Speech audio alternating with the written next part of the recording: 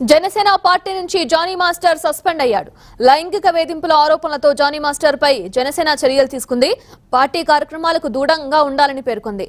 ఇప్పటికే Johnny master పై హైదరాబాద్ లో case నమోదైంది.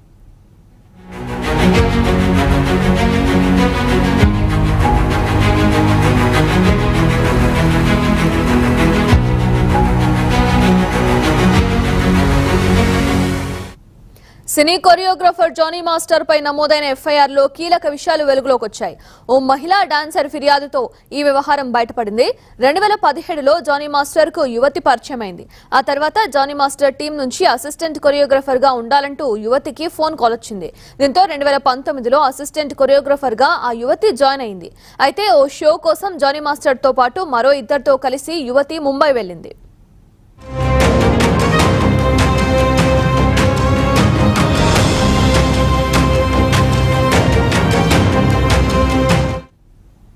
ముంబైలోని హోటల్లో జానీ మాస్టర్ అత్యాచారం చేశాడని యువతి ఆరోపించింది.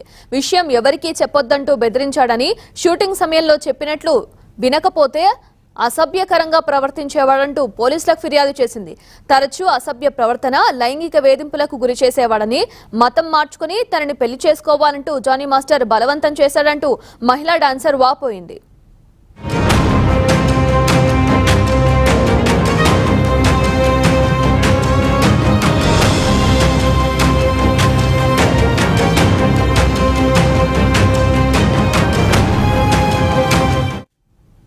జనసేన పార్టీ నుంచి జానీ మాస్టర్ సస్పెండ్ అయ్యారు. లైంగిక వేధింపుల ఆరోపణలతో జానీ మాస్టర్ పై జనసేన చర్యలు తీసుకుంది. పార్టీ కార్యక్రమాలకు దూరంగా ఉండాలని పేర్కొంది. ఇప్పటికే జానీ మాస్టర్ పై హైదరాబాద్ లో కేసు నమోదైంది.